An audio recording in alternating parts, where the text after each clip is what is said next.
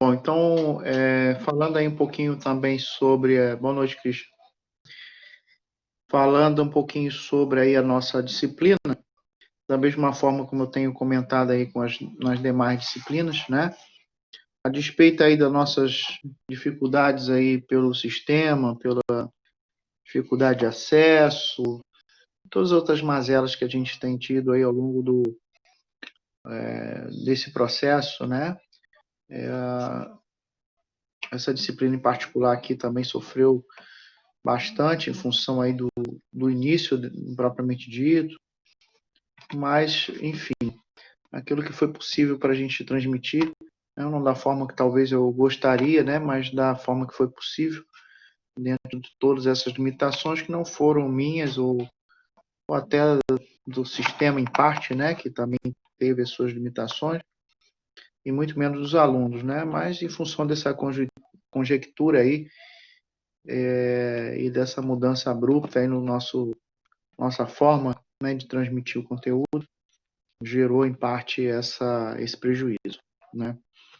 Mas acredito que com nossas aulas aí a gente conseguiu aí atingir os objetivos básicos que a gente precisava ao longo da disciplina. Tá? Dar a vocês aí uma ordem de grandeza sobre o aspecto das fundações, visualizando também uma teoria base, né, para que vocês possam aprofundar em outro momento, se for necessário, e entendendo também que fundações profundas, de alguma forma, também dependem do estudo aprofundado e do conhecimento também dos equipamentos, porque cada equipamento e cada método tem seus próprios mecanismos de controle, né, e verificação de projeto e de execução, né. Então, a gente poderia ainda aprofundar um pouco mais, mas ainda assim encontraria limitações aí nesse assunto, em função do tempo, e em função também das peculiaridades dos diversos tipos de fundações, especialmente as indiretas. A gente até, como o P1, né, a gente conseguiu apresentar aí um resumo sobre vários tipos de fundações indiretas, né, a princípio não tivemos problema, todos que apresentaram dentro do aceitável, né, e tiraram boas notas aí. E nessa segunda etapa, então, nós vamos fazer aí um trabalho em cima do estudo de viabilidade, conforme fizemos vários exercícios, né? Foram gravados também, quem não lembrar ou tiver dúvida pode acessar aí as aulas, né? Sobre o estudo de viabilidade e implementação de fundações rasas ou profundas, ou indiretas, né? Diretas e indiretas, num terreno que vocês vão pesquisar aí na internet, com SPT, né? E com características do imóvel que vocês pretendem instalar, tá? Então, em cima disso, Professor, pois não. posso fazer duas perguntas rapidinho? Sim. Uma delas, se o senhor puder, é sobre a outra matéria, que infelizmente na semana passada eu não pude comparecer e hoje também cheguei atrasado. E a outra é dessa matéria aqui. Sobre o laudo, o senhor quer que faça aquele preenchimento daquele documento que já tem pronto, de autovistoria? Sabe qual é, né? Não, não tem documento pronto, não. É tipo o laudo técnico de vistoria predial, que é um documento que mostra dado da unidade, endereço, as coisas. Não, você tem que fazer. Bom, a explicação aí foi gravado aí a última aula de hoje, né? Falamos aí. Você pode acessar com calma depois, tá? Mas Ah, então beleza. tá bom? Que foi a aula que a gente acabou de encerrar uma meia hora atrás aí. Então É, tá mais uma vez explicado no detalhe ali, tá? Não é só preencher formulário porque não existe modelo de laudo. O que existe é não, eu cara. fiquei com essa dúvida aí, porque existe realmente. Tem um formuláriozinho aqui pronto que Não, não é mostra em formulário, não. lugares, mas tá Então, bom, já o laudo entendi. Já. envolve descrever o imóvel, Não, tirar, identificar as patologias, tirar fotos, identificar nas fotos os problemas, as soluções. As fotos têm a ver com a segurança, têm a ver com a funcionalidade e a manutenção do imóvel e Entendi. uma conclusão. Mas isso está bem explicado aí na aula anterior aí, para a gente não embolar o meio de campo aí. A respeito dessa aqui, um exemplo, na obra que eu trabalhei com dois tipos de fundação. Uma que foi a fundação direta, né, que foi o radier, e a outra que foi a fundação profunda que tivemos que usar a estaca hélice. Posso falar desses dois, né? Não, e não, e pode também, Porque tá? o tratamento do solo foi diferente para os dois. Por mais que Mas seja o final seja um radier, mas desde o início a gente teve um tratamento específico para cada um deles, entendeu? mas nós não vamos falar de métodos. A P1 a gente tratou disso. A P2 agora, você pode acompanhar também aí, tá gravadas as aulas, pelo menos umas 2 aulas atrás, a gente fez vários exercícios, né, do estudo de viabilidade de implementação. Então, a gente já não está entrando no mérito mais de método construtivo. A gente está entrando no mérito de qual é o método construtivo mais adequado àquele solo e àquela carga, e aquelas características do imóvel. Então, a gente vai falar, a gente vai pegar um SPT qualquer, tá? Se você tiver lá da tua obra, pode ser também, não tem problema nenhum. E aí, em cima do empreendimento, que vocês vão definir qual é, uma casa de 2, 3 pavimentos, um prédio, o que for, tá? Conforme os exemplos, a gente fez uns 10 exemplos ou 12. Definir aí as possíveis tipos de fundação que a gente pode implementar, tá? Às vezes, dependendo do terreno e do solo, né, da carga, a gente pode implementar até mais de um tipo de fundação, né? Ou depois, quando a gente for trabalhar o custo, que não precisa ser feito no trabalho, aí o camarada vai identificar qual o mais barato, qual o melhor para ele, né? Porque às vezes mais de um método pode ser implementado. Vocês devem apresentar pelo menos 4 métodos, 4 comparativos, vamos botar assim, né? De fundações para aquele tipo de terreno, com os devidos cálculos que são muito básicos que a gente fez lá. É basicamente identificar se, por exemplo, né, no SPT lá o nível d'água é alto. Bom, o nível d'água alto não dá para fazer tal estaca por causa do nível d'água, e a resistência do solo é X até, para fazer sapata, ela teria que estar a 8 metros de profundidade, a gente não cava sapata a 8 metros, só cava 4, 3. Então, mais do que isso já não dá. E como o nível d'água é alto, não vai dar para cavar sapata. Então, esse é o estudo em função do SPT que vocês vão fazer. Dá para cravar a estaca metálica, dá para cravar a estaca pré-moldada, porque isso independe de escavação, é só cravação.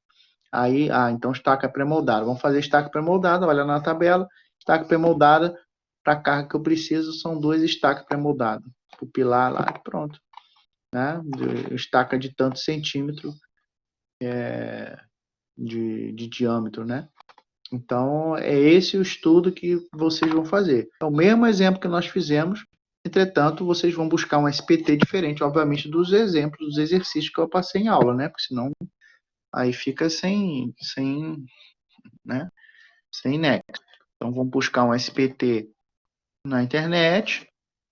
E em cima desse SPT, vocês vão fazer esse estudo. Lembra que para poder também determinar a carga, vão fazer um cálculo muito, né, básico, né, sobre a carga que chega nessa fundação. Basicamente, dividir a carga acidental e o peso próprio, né, pelo número de pilares, para você ter uma noção de quanto carga vai para aquele pilar, tá, e para aquela sapata. Tá? Então, vocês vão eleger uma sapata, não precisa fazer de todas as sapatas do suposto prédio, né? Vamos fazer um SPT, uma sapata representativa com aquela carga ali né, que vocês encontraram. Baseado nisso, características também do imóvel. O imóvel é isolado, o imóvel é sozinho, o imóvel tem uma igreja do lado, enfim, para montar ali um cenário para esse estudo. E vão comparar pelo menos 4 tipos de estaca para poder ter um comparativo ali. Tá? Bem simples, mas é muito efetivo aí, porque é o que na prática vocês farão numa obra, tá? Na obra, vocês não vão calcular ali qual é a profundidade ou detalhes sobre a estaca ou a fundação profunda que vocês vão implementar. Mas na canteiro de obra, vocês vão sugerir qual é o tipo de fundação que vocês podem implementar ali, tá?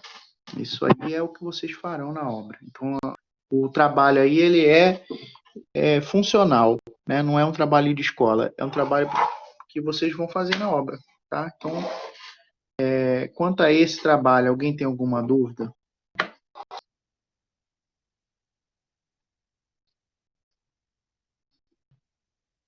Não, valeu, valeu. Show de bola. Ah, beleza. Mais alguém?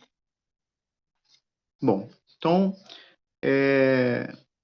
eu tô com meu computador deu um pane aqui, não sei o que houve aí.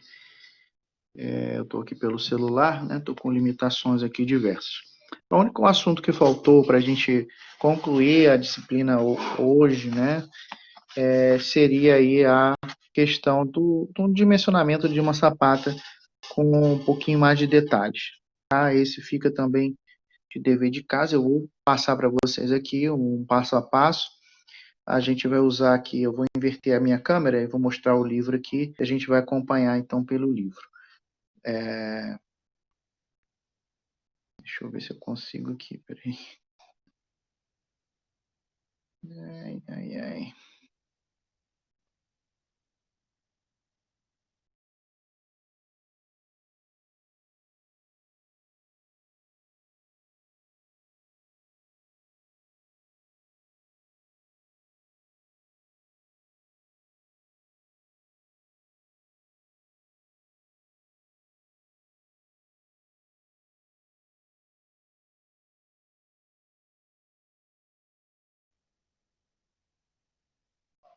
Se eu consigo retomar aqui.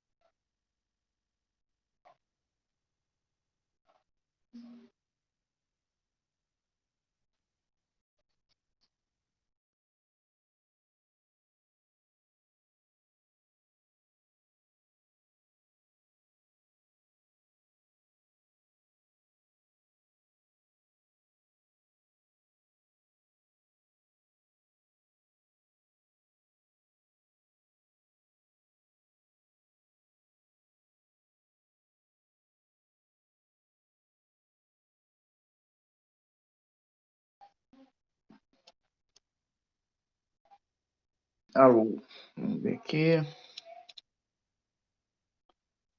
Eu consegui. A forma um tanto improvisada aí, mas acho que vai ser suficiente para a gente passar aí a ideia do que eu gostaria de passar para vocês. Bom, aqui o livro de referência aqui, eu estou usando aquele livro Concreto Armado Eu Te Amo, volume 1, tá? Na minha edição aqui é a página 412. Esse livro tem aí em PDF, na internet bem disponível aí bastante, né? Especialmente versões mais antigas. Apesar de não ser um livro muito organizado dentro de uma sequência didática, ele apresenta bastante exercícios práticos também. São bem úteis aí a compreensão aí. tá? Eu tenho outros livros, até vou aproveitar aqui, que já que eu estou aqui numa live aqui, deixa eu aproveitar meu escritório aqui.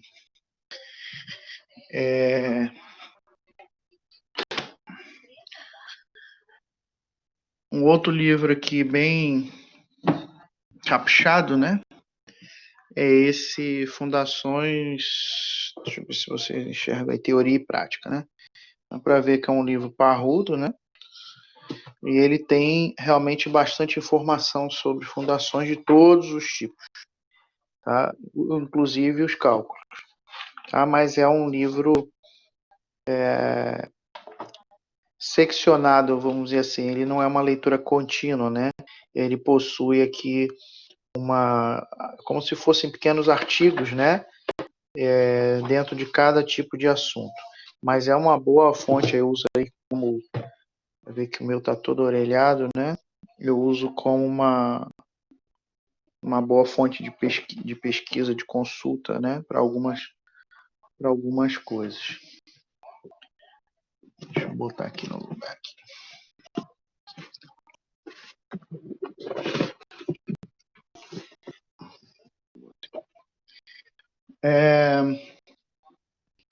A parte mecânica dos solos, né? Essa é a coleção aqui do Caputo.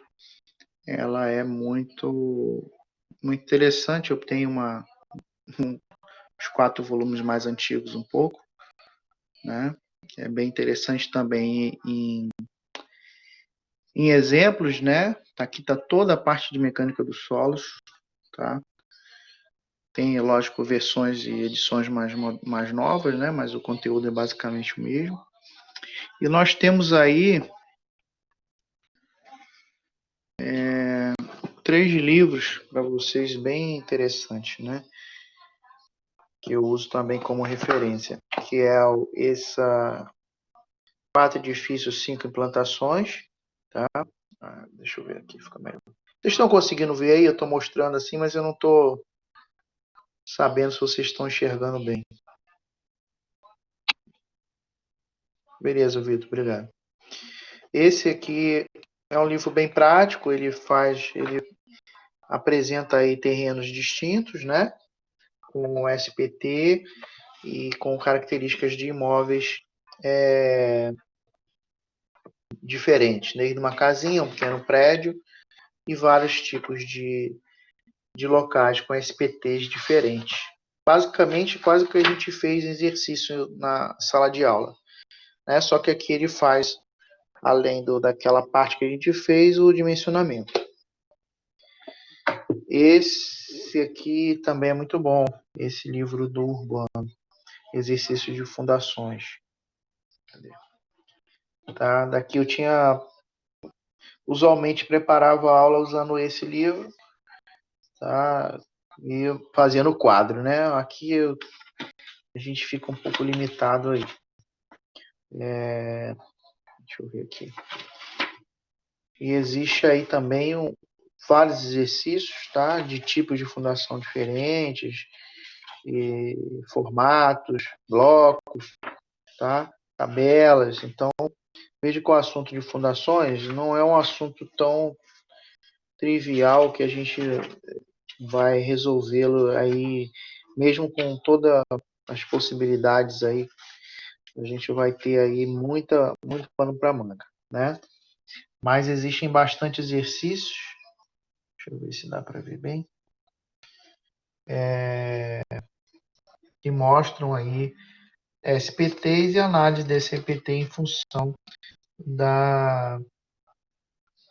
dos elementos que a gente vai implementar, tá? Então, esses 4 livros, né? 4, 5 livros, né? Que eu tenho aqui, são boas referências aí, caso vocês queiram aprofundar no assunto, vocês podem buscar. São os que eu uso para montar as aulas na parte de fundação. Então, o exercício de fundação. Esse aqui, com o muro de arrimo, ele tem os cálculos para as contenções. Tá? A gente falou sobre isso, né, numa aula. Então, aqui nesse livro a gente vai ter as equações para os principais tipos de contenção. Se você for fazer, eu já fiz alguns projetos desse, de pequeno porte, é excelente. Dá para você montar um muro de arrimo tranquilo, usando aí as teorias e os parâmetros desse livro. Tá? Se for um negócio mais robusto, é bom usar software. Tá? Eu também já trabalhei usando software, ajuda bastante porque você tem mais segurança aí de rastreabilidade, né? Na memória de cálculo. Mas o livro também é bem completo em relação a várias possibilidades de tipo de contenção, né? Além das tabelas e tudo mais, bem diagramado. Tá? Então, devo ter outros aí que falam sobre fundações. Esse aqui é legal também, que é rebaixamento de lençol freático, né? Para quando a gente vai fazer as fundações, existem formas de a gente diminuir ou baixar o lençol freático. Então, se eu tenho, às vezes, o nível d'água está muito alto, está com -3 ali do nível zero, que eu não consigo cavar uma sapata direta, eu posso fazer um sistema para drenar esse nível d'água, baixar ele para 5 metros, por exemplo, e fazer com que eu consiga cavar sem que a água entre nos buracos. E depois, quando eu terminar de fazer aquele trabalho, eu retiro, são tubos com bomba, né, que vão sugando essa água e não deixa ela invadir os buracos das sapatas. Grosso modo é isso. E aí, depois desse trabalho, que as sapatas foram concretadas e tudo mais, aí o sistema é desmobilizado e aí, enfim, pouco importa qual é o nível d'água, porque o sapato já foi implementado. Bem, então esse é um conjunto aí básico aí das fundações. Mas vamos lá os finalmente. Alguém tem alguma pergunta aí sobre esse material, essa fonte de consulta?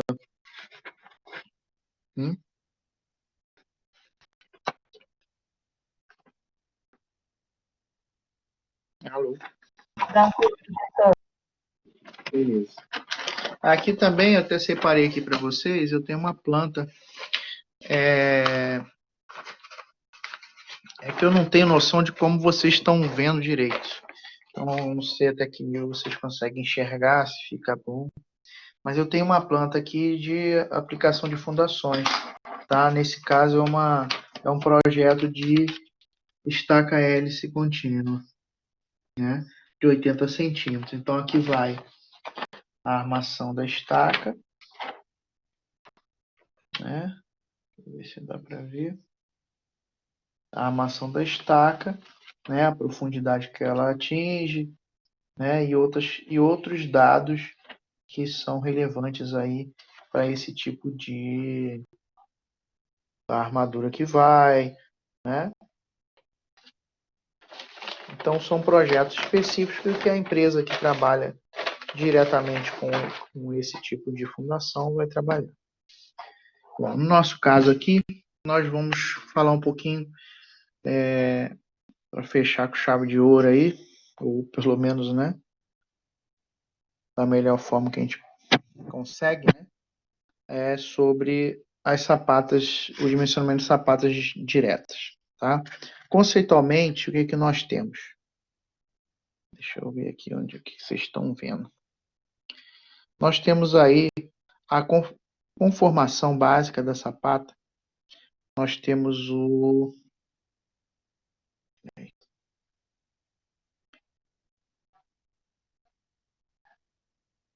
aqui.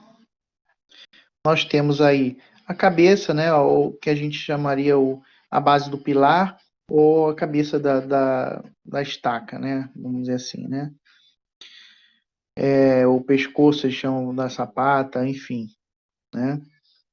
Essa parte, na verdade, é uma interseção entre o pilar que chega e a sapata que cresce, tá? Ou colarinho também chamam. tá?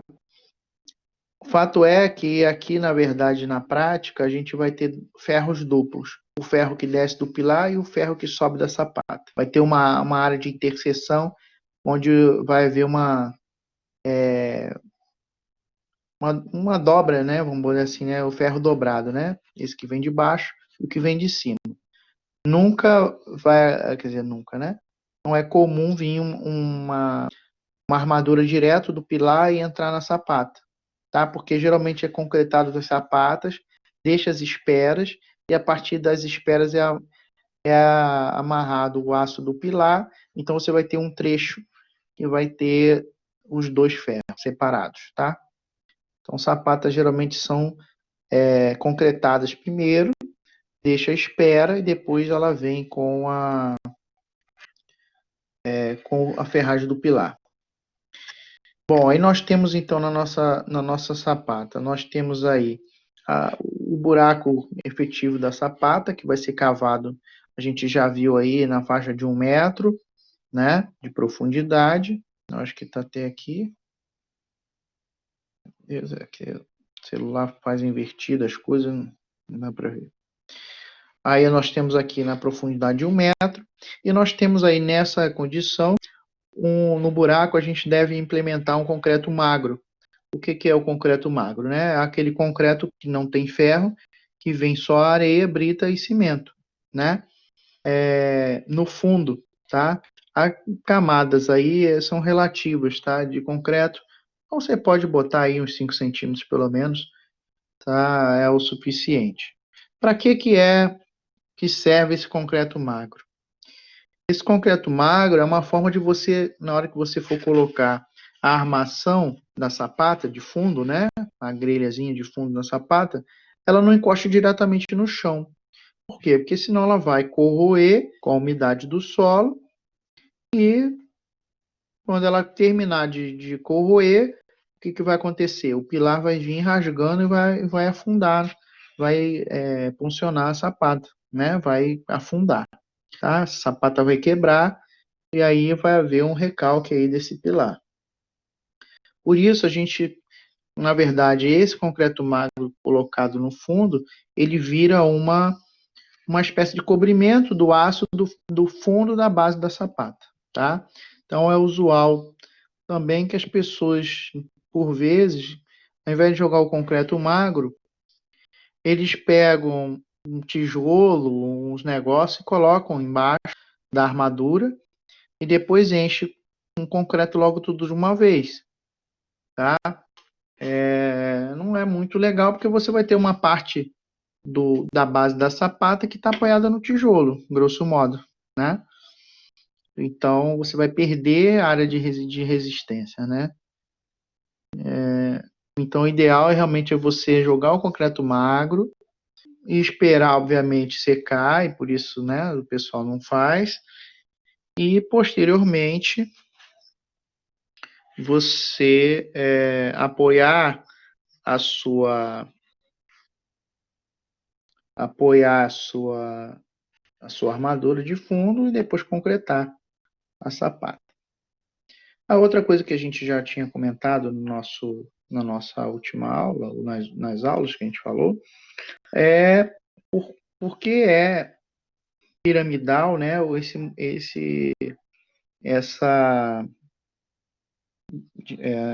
vamos dizer assim, esse perfil, né, da sapata. Porque ela se posiciona de forma piramidal.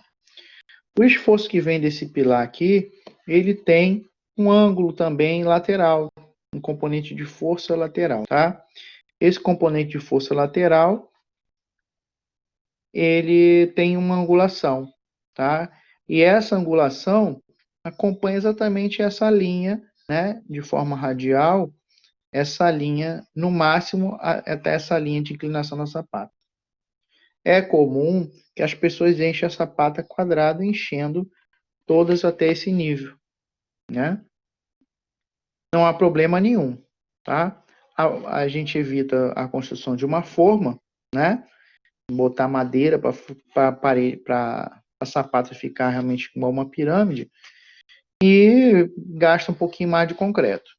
Tá? Para sapatas pequenas, relativamente pequenas, isso não vale a pena. É melhor encher tudo. O problema é que o pessoal não enche tudo até aqui. Eles usualmente enchem a sapata quadrada até onde tampa o ferro de base, que é aqui, ó.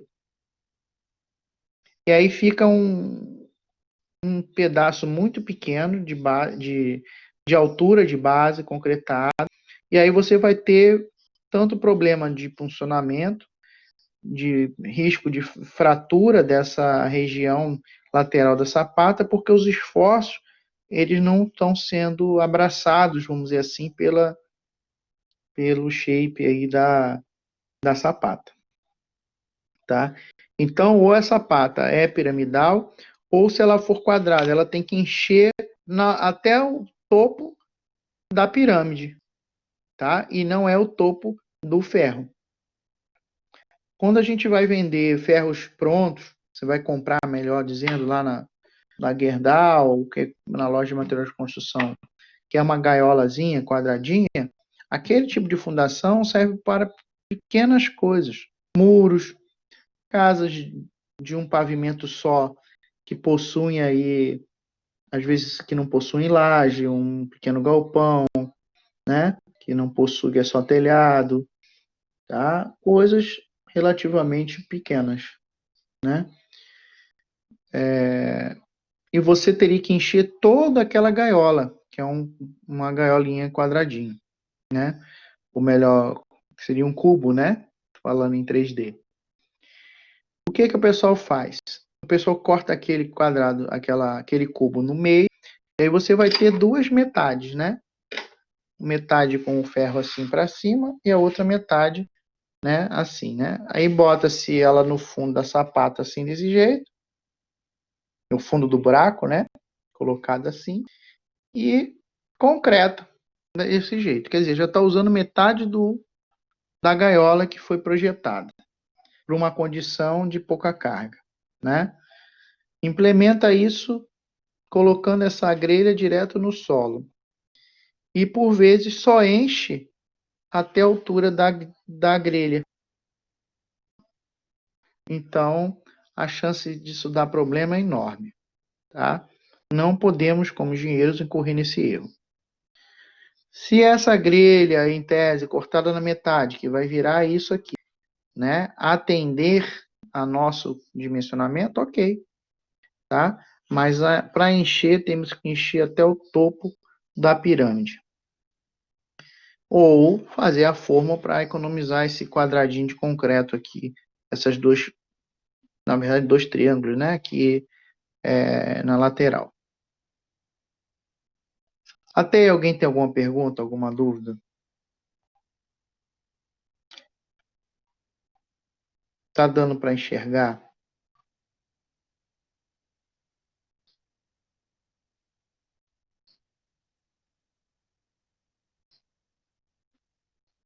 Vamos ver aqui.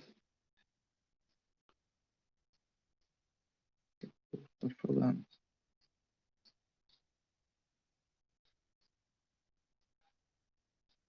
Ok, beleza.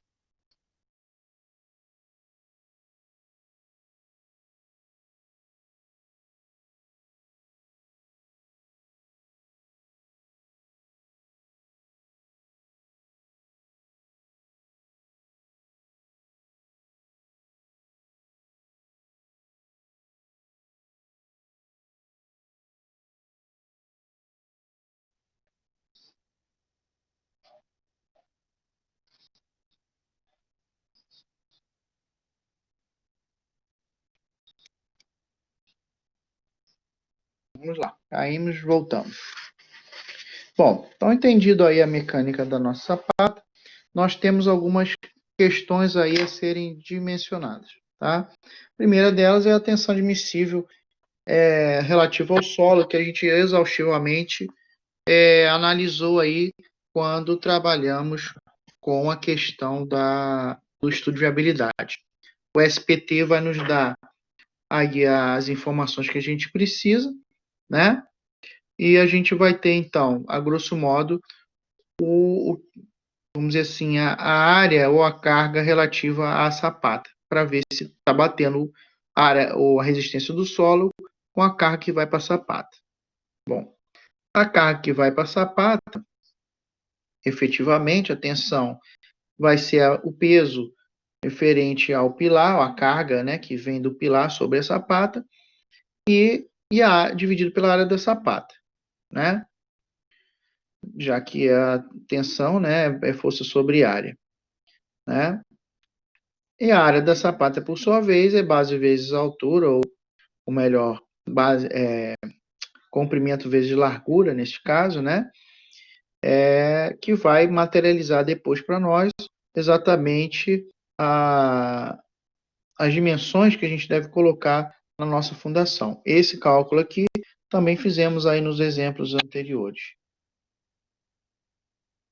Não está aparecendo. O João falou que não está aparecendo.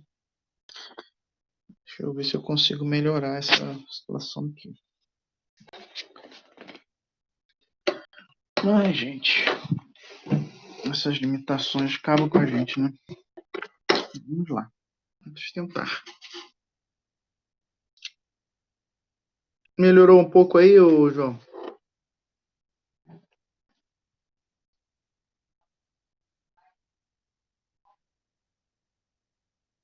Dá para ver melhor assim?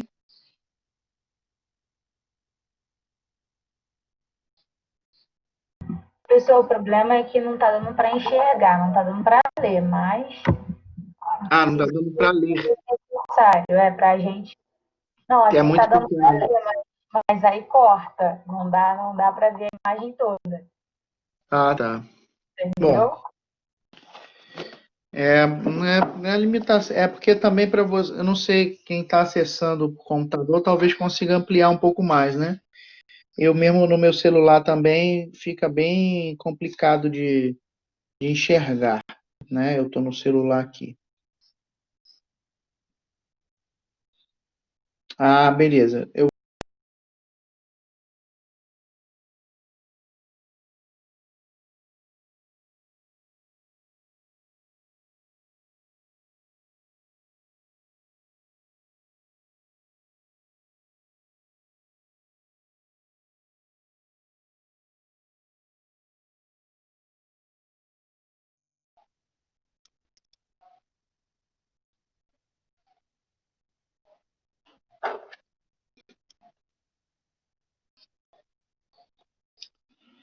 Bom, vou tentar aqui, né?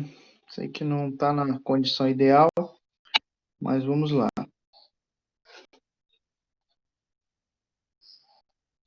Tá, vou tentar botar.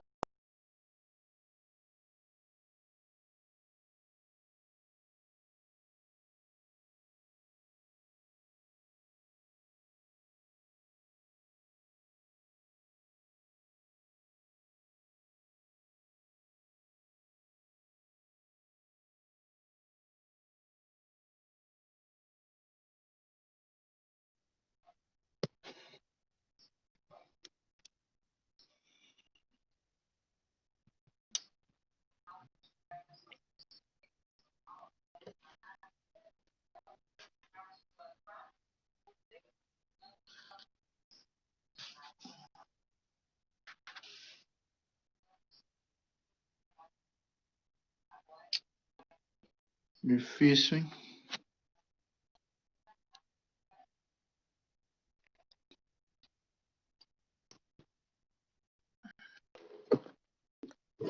Tentando aqui uma forma menos pior, mas tá difícil.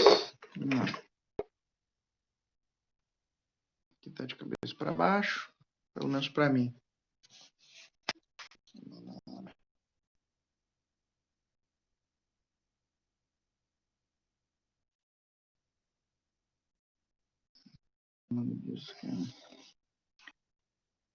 Ficou pior, ficou melhor, ô John? Dá uma olhada aí, por favor.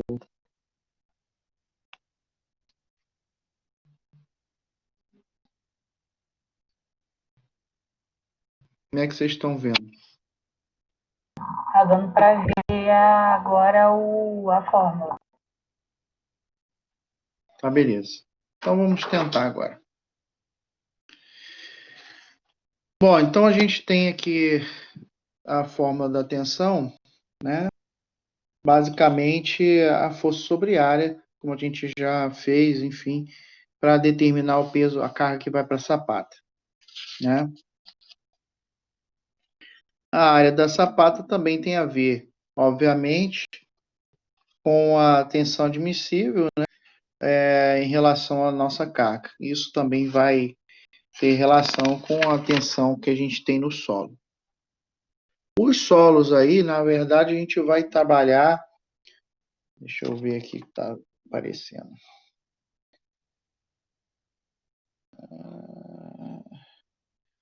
Existem parâmetros aí de solo, tá? Aquele livro parrudo lá também tem alguns e tal, mas o fato é que a gente só vai ter dimensão do solo quando a gente trabalhar o SPT, tá? Esse é o parâmetro básico que a gente vai adotar. Quando eu estou trabalhando no software aqui, de estrutura, não de fundações, e eu vou dimensionar a fundação, eu vou trabalhar com uma característica dessa de solo, já que eu não vou lançar no meu software nenhum dado de SPT. Eu vou lançar efetivamente uma carga de um ponto específico ou de uma resistência específica que eu vou arbitrar no software. Quando eu vou trabalhar com o software de fundação específica, eu tenho aqui, aí ele tem possibilidade de você lançar o SP todo dentro do software, lançar todas aquelas resistências, né, por camada, e aí você vai ter uma precisão maior no dimensionamento, tá? Na mão, a gente vai usar a caderneta lá do SPT, os dados do SPT, não vamos trabalhar com essa visão genérica, esse é só uma ordem de grandeza para a gente poder entender como é aquele tipo de solo de maneira geral, mas lembra, nunca é tão bonitinho como é na tabela.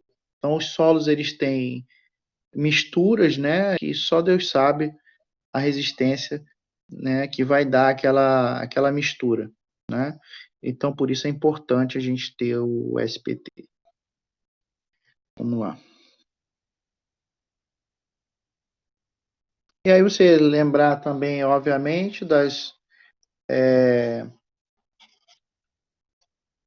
marcando com lápis aqui para eu ter a noção de onde está a minha câmera, que está difícil.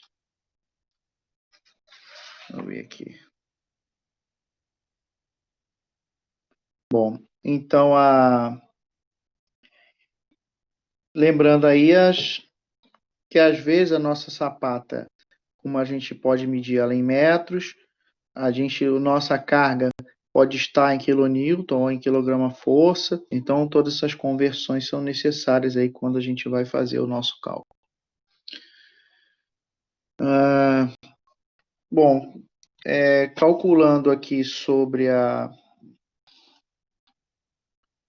deixa eu ver se eu consigo. Agora foi. Então, quando a gente está trabalhando com uma tensão específica de um determinado solo, no caso aqui 200 kN/m², a gente vai ter a área da sapata, de acordo com a necessidade aí dela, né? Os 500, no caso aí do exemplo, né? 500 kN dividido pelos 200, que é a tensão admissível, nós vamos ter aí 2,5 m² de área de sapata. Tá?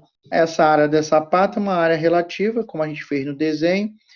Para ter uma ideia, eu vou geralmente dividir raiz quadrada dessa área para encontrar uma sapata quadrada. E na prática eu vou fazer pequenos ajustes, né? Geralmente ela vai ser uma sapata triangular, acompanhando o retângulo do pilar, né? Da posição do pilar. Que mais? Aqui mostra aqui a diferença, por exemplo, de resistência. Se você tem um solo de rocha, por exemplo, você vai ter uma resistência que sai da areia úmida de 200 kN por metro quadrado para 1.000 quilonewtons por metro quadrado, né? Então, a área da sapata diminui para 0,5 metros quadrados, quer dizer, 50 centímetros metro quadrado, vai dar 20 e poucos centímetros. Praticamente, você poderia colocar o pilar direto na pedra, né? Nascendo direto da pedra, sem necessidade de fazer uma ampliação de base, tá? Isso a gente comentou também na outra aula, que é muito importante, identificar se realmente essa rocha é uma rocha mesmo íntegra e se ela é de grande porte, porque às vezes engana, o que a gente chama de matacão, aparece um pedaço de pedra inserido dentro do solo, a gente acha que atingiu a rocha, na verdade pegou um cascalho lá, ruim lá, uma pedra no meio de onde a gente ia cavar, e o camarada acaba crescendo um pilar daquela capa de rocha. Às vezes é só uma lâmina de rocha, não é nem uma rocha, uma bola completa, é só se fosse uma folha, né?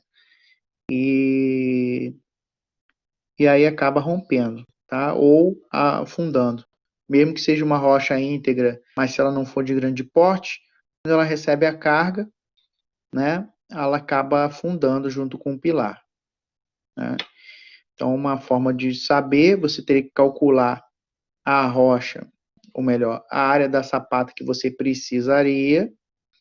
Ao encontrar essa rocha, ver se a área dessa pedra, né, ela é ao menos do tamanho da área da sapata que você precisa. E aí, identificar se ela realmente tem resistência para isso, e aí que sim crescer o pilar dela.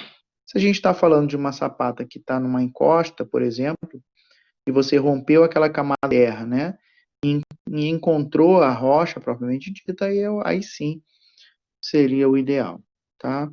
Mas ainda assim a gente seria interessante, se for alguma coisa de porte, né, fazer ensaios e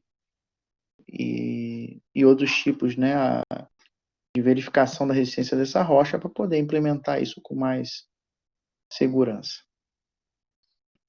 Bom, esse aqui eu acho que é a figura mais importante. Vamos bolar que a gente que interessa para a gente. Deixa eu ver se eu consigo. A ponta está lá. Ai, gente. Vocês conseguem visualizar aí o desenho? E as coisas que estão escritas? Beleza. Então vamos lá.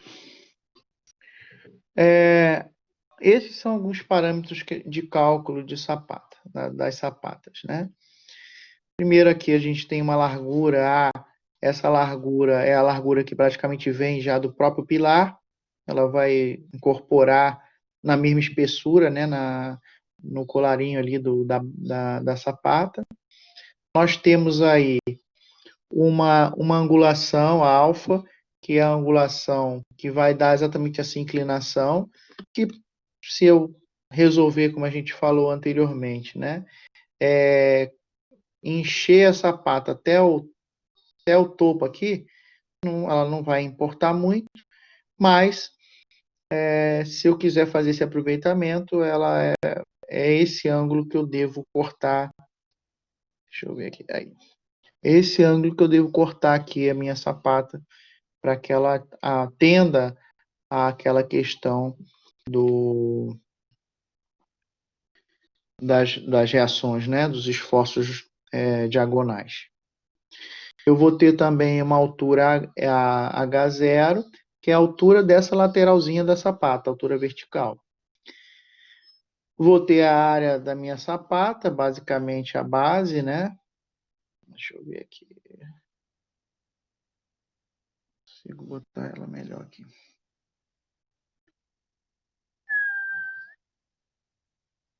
Agora foi, né? Então eu tenho a área da minha sapata, a área de base. Aí.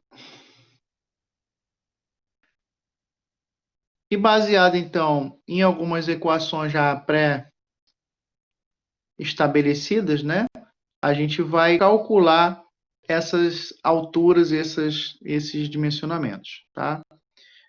E são algumas condicionantes que a gente vai utilizar, vai botar todas elas e vai verificar qual dessas condicionantes, H maior que 2/3 de CA, ou H menor que A menos Azão, né, que é base, vezes a largura do pilar, ou menos a largura do pilar dividido por 3, B menos B, que é a outra dimensão, né?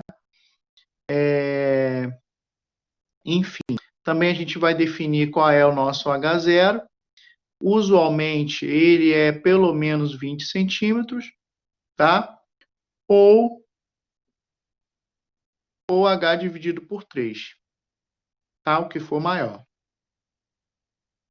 Tá? Então, a gente define aqui a altura, e depois que a gente define a altura, você vai calcular o H0, que é essa alturazinha aqui.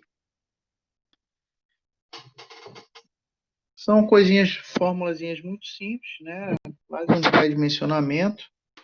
Deixa eu só ver onde nós estamos apontando aqui, que eu já não sei. Entenda aqui também que minha câmera, quando eu colocado nessa condição, eu fico com um quadradinho menor do que o meu polegar de visualização, né? E a câmera é invertida de cabeça para baixo. Então eu não consigo nem enxergar direito onde eu estou apontando a câmera. Não consigo visualizar direito aí o que vocês estão vendo. Não vai dar certo, vamos ver aqui.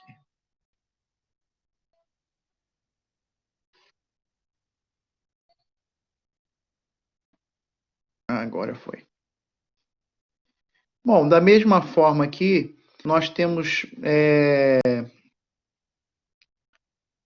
aqui as mesmas dimensões que a gente trabalhou na parte de cima, né? Trabalhando aí agora já com área de aço, né? Que estaria dentro dessa especificidade, tá?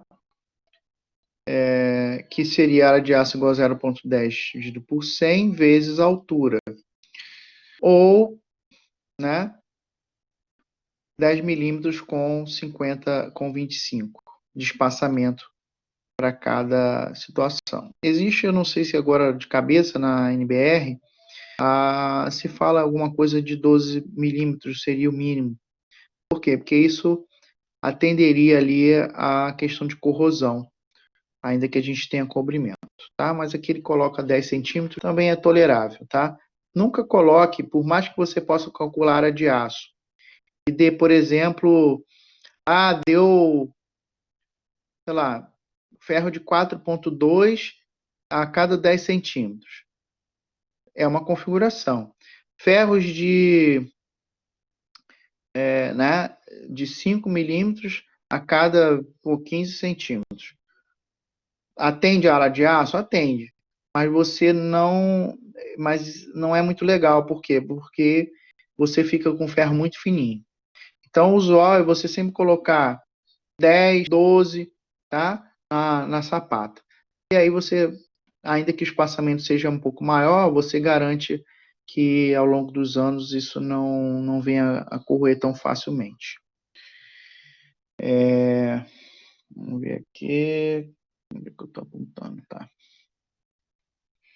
Bom, com essas equações aqui, a gente substituição simples, tá?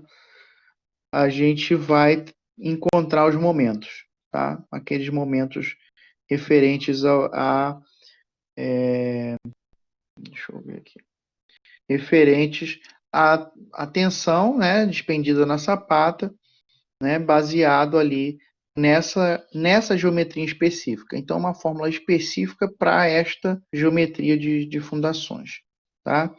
Então, não tem muito mistério, são equações já... deixa eu ver aqui,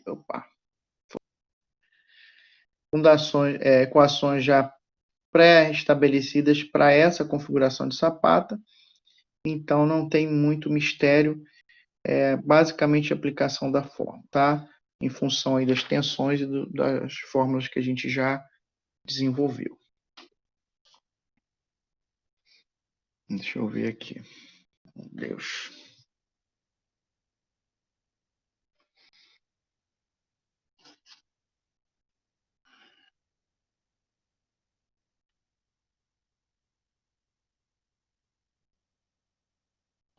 Bom, aqui a gente tem as outras dimensões, outros parâmetros de cálculo, para só cortes também laterais, outras visualizações, né, de cortes e tudo mais, para definir, então, esse dimensionamento.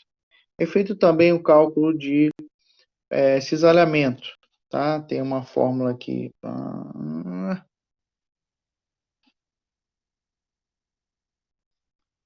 Foi. Tem uma fórmula específica, ela parece um pouquinho complicada aí, mas não é não. Tá? É simplesmente substituição de valores aí, da base, altura, né, a altura útil, FCK, coeficiente de segurança, tá? São coisas relativamente simples, embora por conta das letras gregas aí o povo se assusta. Tá? Eu estou mostrando só as equações porque a gente tem alguns exemplos mais para frente e efetivamente vai ser difícil a gente, nessa condição aqui, apresentar de forma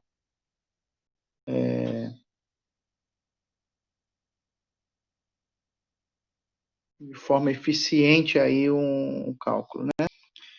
Mas, enfim, a gente, então, baseado nessas equações, nós vamos ter aí, então, a configuração básica. Deixa eu ver se eu...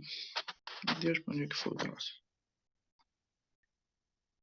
A configuração básica desse formato, né, dessa conformação das sapatas. Então, a princípio, seria um modelo piramidal com as armaduras internas, né, como se fosse uma base, como se fosse uma laje, né, vamos botar assim, e uma angulação efetiva com essas alturas que a gente já trabalhou, tá? Eu queria ver se eu conseguia mostrar um exemplo. Deixa eu ver se eu consigo.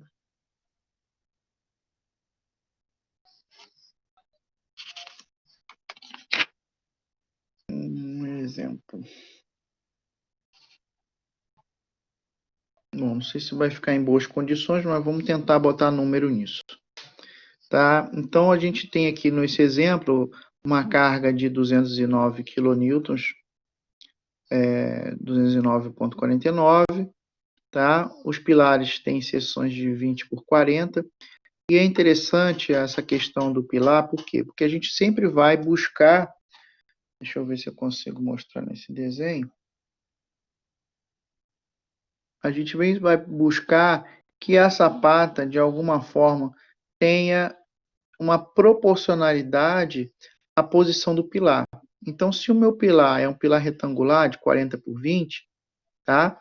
Eu posso ter aqui, como está aqui, uma sapata que eu calculei a área, fiz a raiz quadrada, né? Que está aqui em cima. Ou seja, deixa eu ver.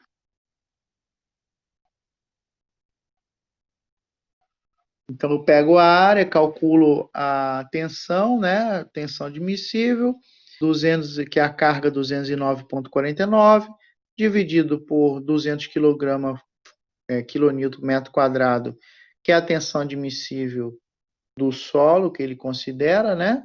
Nesse exemplo. Dividiu a tensão, a força pela tensão, deu 1,05 metros quadrados de área de sapata. O que ele fez? Pegou, fez aqui a raiz quadrada de 1,05 e deu 1,03 metros. Tá? Ele adotou aqui em A igual a B, quer dizer, arredondou para 1,10 m, né?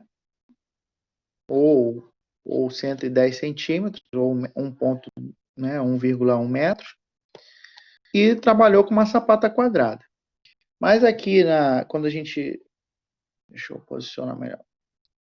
Quando a gente está trabalhando aqui em fundações, eu posso realmente receber uma...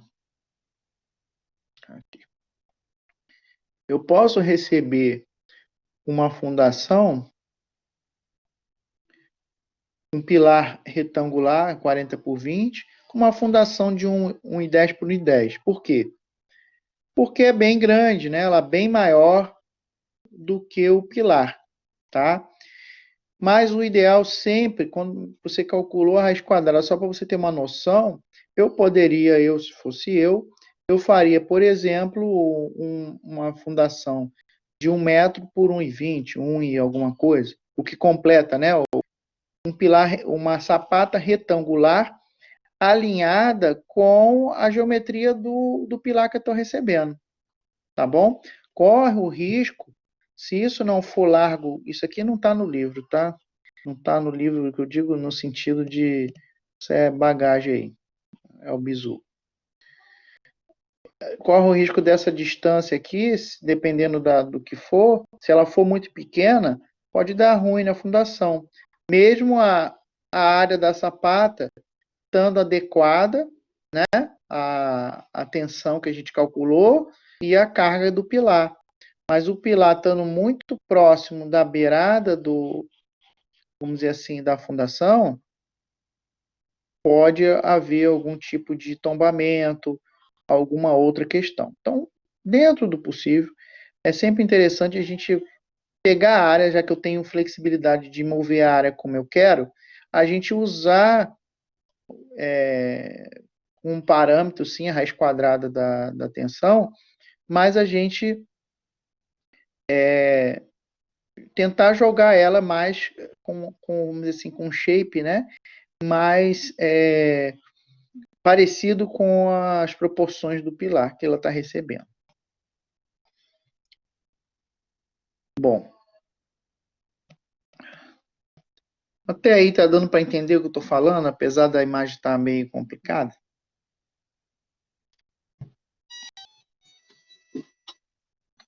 Sim, professor, tá dando para acompanhar. Show. Tá? Essas dicas aí, essas coisas que estão falando, são até mais importantes do que a conta, porque a conta é mero aplicação da fórmula. Entender o que a gente está fazendo é mais importante porque encaixa em qualquer situação.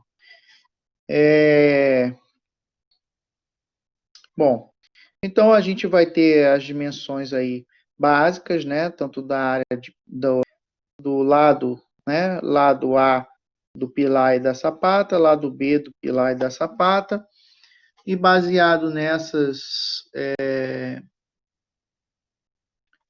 possibilidades, a gente vai aplicar exatamente aquelas fórmulas que a gente viu, né? Usar para achar o H, por exemplo, aquelas diversas alternativas, né? Até que se configure alguma dessas alternativas a mais interessante, tá?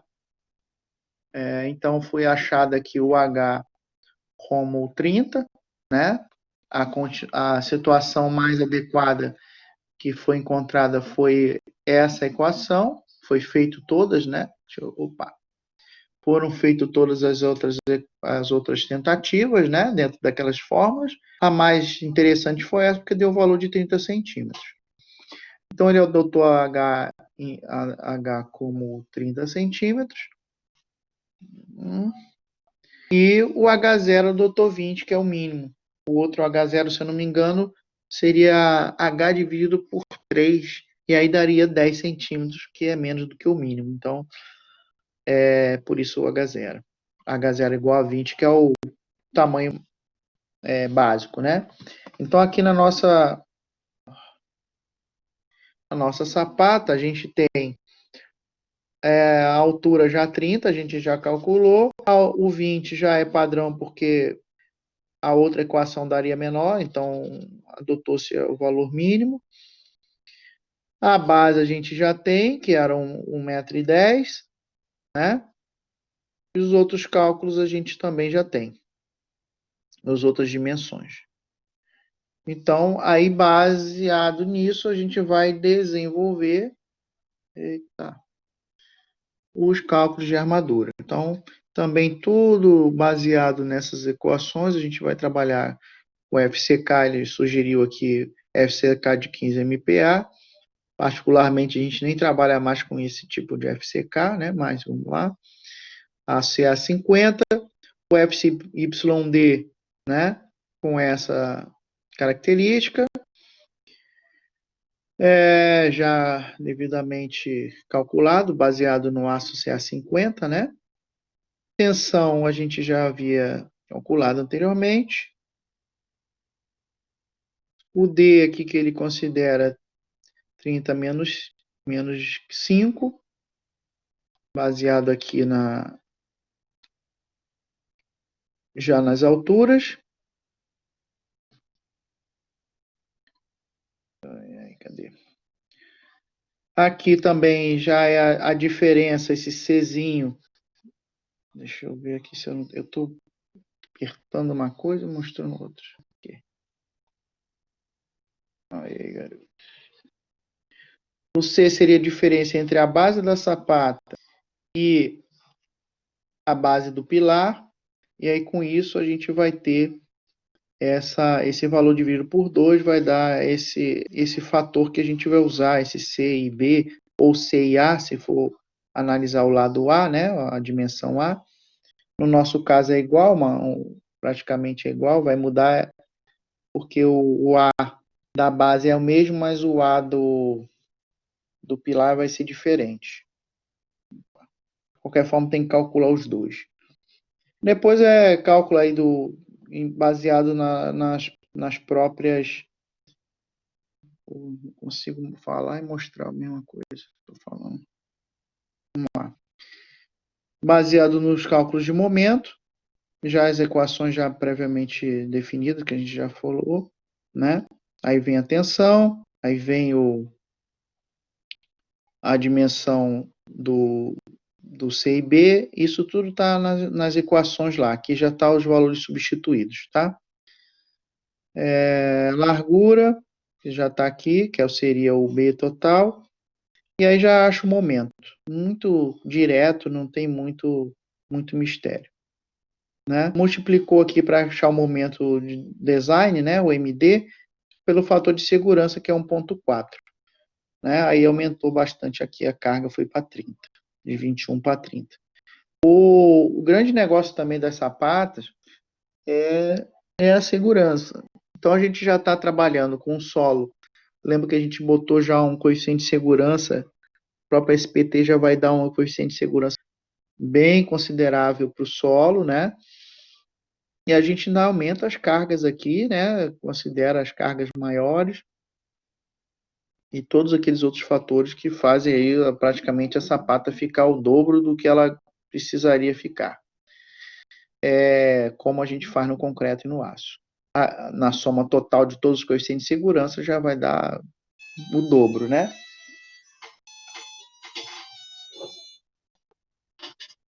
Relógio aqui, visão. Então, uma vez feito isso, a gente já vai calcular a nossa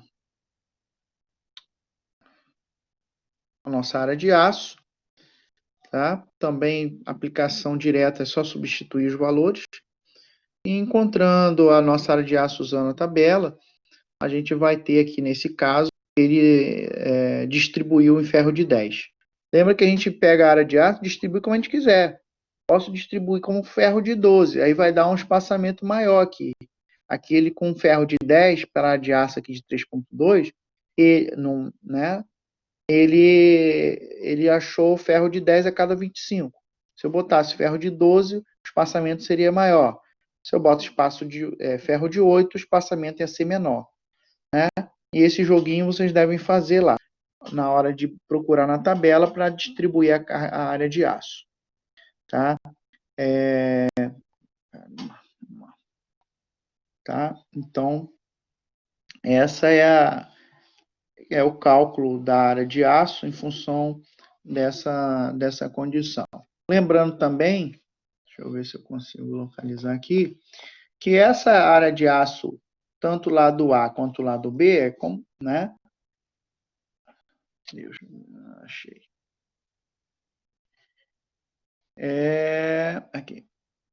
Essa área de aço eu vou calcular tanto o lado A quanto o lado B. No final das contas, vai ser uma grelha de fundo, como uma laje.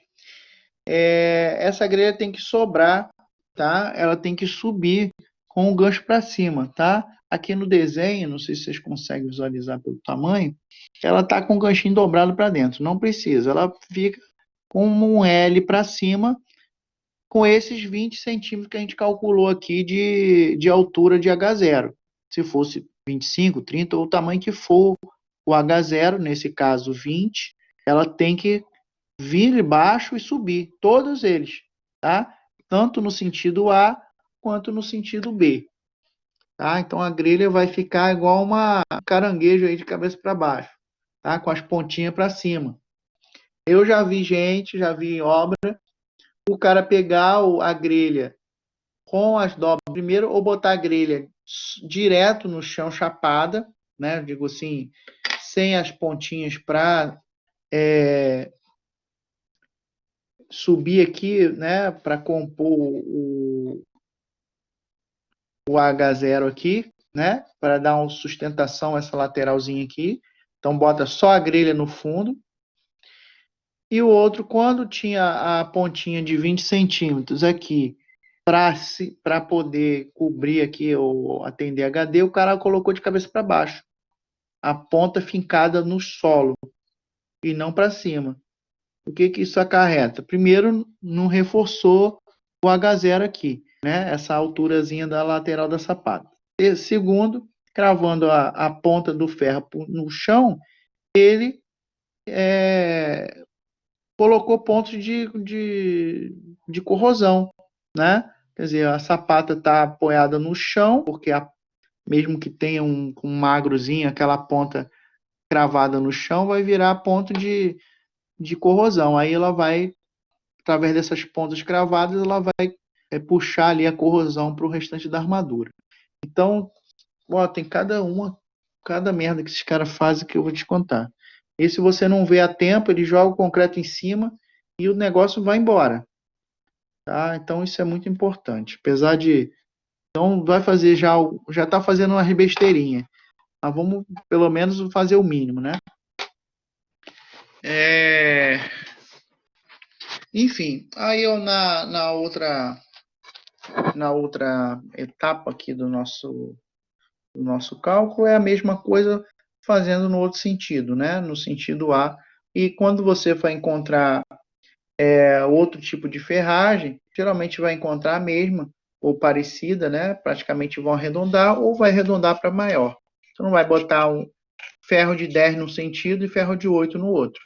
Ou você vai botar logo tudo de 10, entendeu? Tenta mexer um pouquinho no espaçamento, mas peãozada para fazer aquilo não vai ficar num sentido botando 10 centímetros, no outro botando espaçamento de 15. Bom, então você já faz um trabalho jogando para cima, de maneira que a grelha já seja uma grelha ou perto da comercial, para o cara já botar a grelha logo de uma vez, ou se ele for armar manualmente, que seja o mesmo ferro e o mesmo espaçamento, nos dois sentidos, mesmo que eles tenham dado valores distintos, tá? Para que você possa facilitar a montagem e evitar o erro. E lembrar sempre, mais uma vez, né, que a gente já falou, essa grelha ela tem que subir em todos os lados, as pontinhas da grelha tem que subir nessa lateral aqui, os 20 centímetros ou o que for, tá? O perfil que for, tá? Os dimensionamentos aí de cisalhamento, né? A conta aqui, aí tá? Vão ser baseados no mesmo princípio. Uma vez que a gente definiu todas essas dimensões vão gerar as medidas. Deixa eu ver se eu acho aqui. Vão gerar as medidas, né? que a gente vai usar como dado para botar na fórmula. Então não tem também, é tudo baseado em fórmulas e as equações que a gente mostrou no início. Fez aquelas medidas iniciais, colocou na fórmula, vai testar para o cisalhamento. Dificilmente, tá? Não passa cisalhamento, tá? Dificilmente. Mas faz parte do cálculo e a gente é uma garantia que a gente confirma que ele não vai romper por cisalhamento, tá? Quando a gente está fazendo no software, às vezes acontece, cisalhamento, não sei o que, na sapata tal. Aí você vai ter que realmente aumentar um pouco a altura da sapata. Então, a grande matemática aí, deixa eu ver aqui, a grande consequência aí disso é que, por exemplo, a gente botou a altura 20 e a outra altura é 30, mas está cisalhando ainda, está quebrando. Então, a gente vai pegar, vai aumentar provavelmente a altura e isso vai resolver o problema.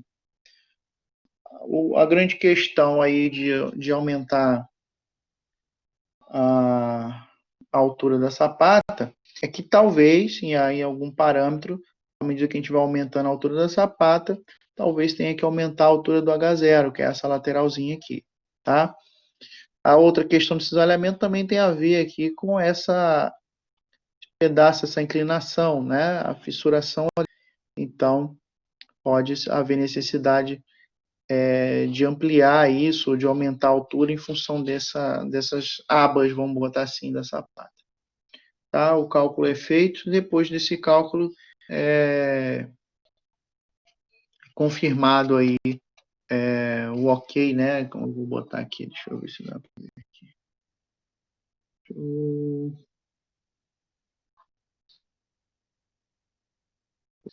E aí, em função disso, é dado aí o cálculo, a resistência da peça e a resistência da carga. E aí, bateu, beleza, resolveu o problema.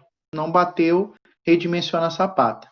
Vai aumentar um pouco a altura, vai aumentar um pouco a lateral, vai dar uma mudança aí nos dimensionamentos da sapata, né?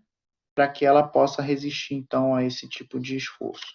Lembrando que, nesse caso, é quase que o concreto sozinho. Por quê? Porque o único aço que nós temos é lá na base da sapata e a lateralzinha do H0. Tá? O resto da sapata não tem armadura. O que a gente tem é aquela armadura que, em tese, vai unir o pilar, mas ela está mais para unir uma coisa com a outra do que para trabalhar a sapata propriamente dita.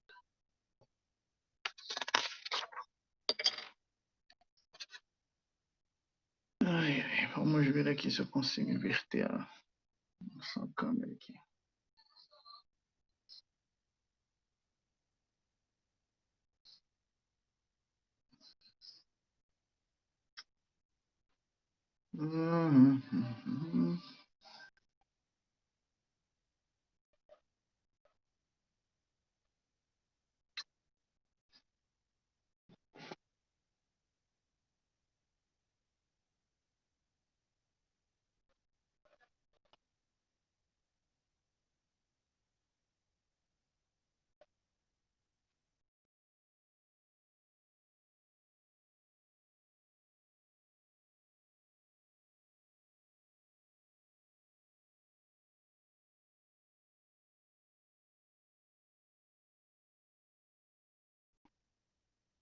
Bom, eu sei que ficou bem truncada em função da dificuldade do vídeo, né?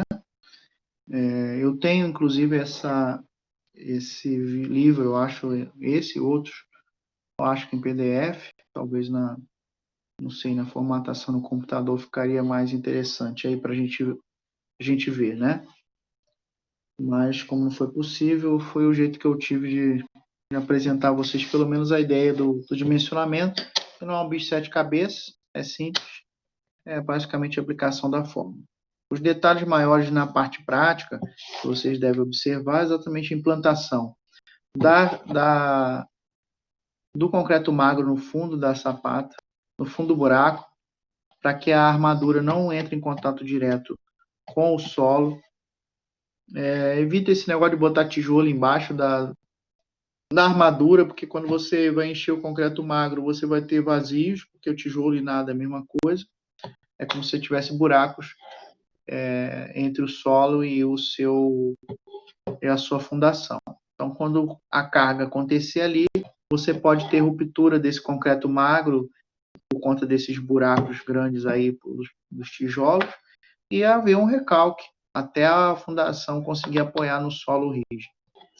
Tá? Então, o ideal é um concreto magro, espera secar, depois apoia a fundação, apoia a armadura da sapata e depois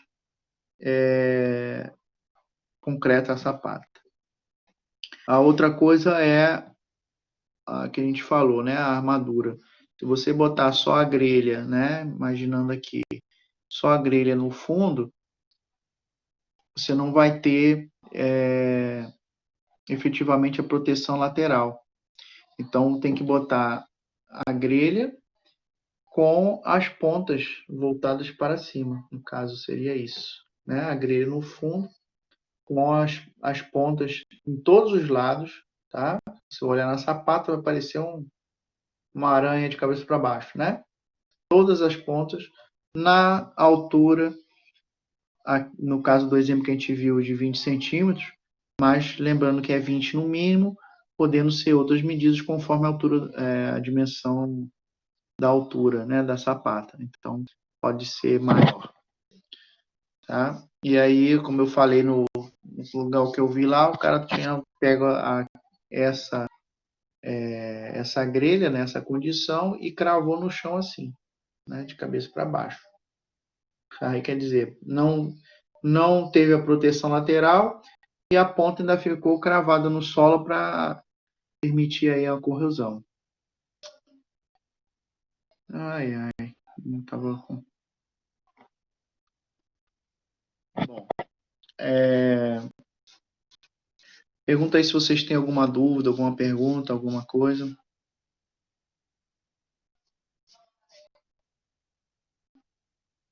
Tranquilo, professor, tudo certo. Para mim ficou bem objetivo. Show. Tá? Esse era o último assunto, embora a gente pudesse explorá-lo com mais calma e com uma forma audiovisual melhor, mas é o assunto final que a gente precisaria abordar nessa disciplina. Baseado nisso, a próxima aula, se eu não me engano, já seria a P2 em tese, né? Eu entrarei aí nos vídeos conforme previsto, mas a gente não tem conteúdo formal, né, a ser transmitido. O que a gente poderia aproveitar mais seriam mais exercícios e outras coisas que na maneira como está não seria producente, né? O importante é que vocês tiveram a visão do todo e uma visão de como é feito essa dinâmica das fundações e esses cálculos, tá? Peço a todos que tentem mandar, então, dessa vez, os trabalhos por meio do sistema, conforme a orientação aí da faculdade, mas podem dobrar o e-mail se quiser, mandar também por e-mail, não tem problema nenhum, tá? Tentarei já mandar aí. Os trabalhos todos foram bem, devo lançar talvez junto P1 e P2. Caso algum colega não tenha conseguido apresentar a P1, né, até o momento, né, porque teve o tempo de sobra aí para fazê-lo, ou não conseguir entregar a P2 dentro do prazo previsto aí pela faculdade, a nossa P3 será exatamente a parte da disciplina que o camarada não conseguiu entregar. Então, não conseguiu entregar a P1, a P3 será o trabalho da P1 que ele não entregou. Não conseguiu entregar a P2, a P3 será o trabalho da P2 que não conseguiu entregar em tempo hábil. Tá? Porque o importante é que façam o trabalho, porque é fundamental que vocês saibam, ou pelo menos tenham feito essas duas etapas aí da nossa disciplina, né, já que tantas limitações, pelo menos os trabalhos têm que ser feitos aí de maneira adequada aí, tá? São simples, mas são importantes. Fora isso, alguma pergunta mais, alguma coisa?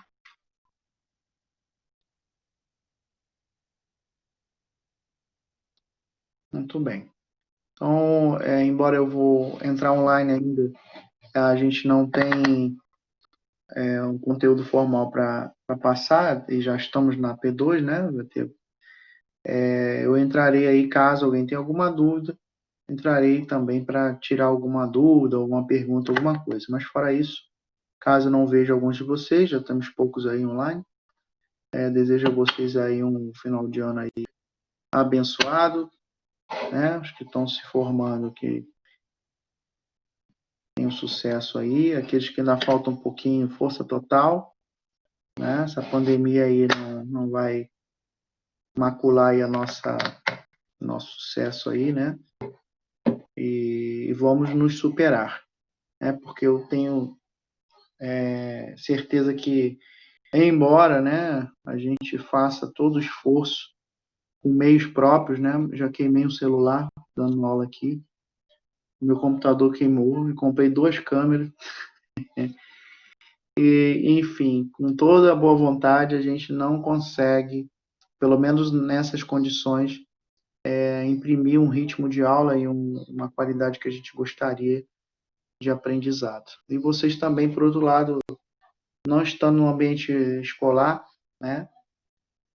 Por mais que seja confortável, por um lado, estar em casa, a gente se distrai, agora está passando a novela, alguém que chama para jantar, é um negócio ou outro que a gente está fazendo e acaba dificultando aí um pouco aí a nossa atenção aí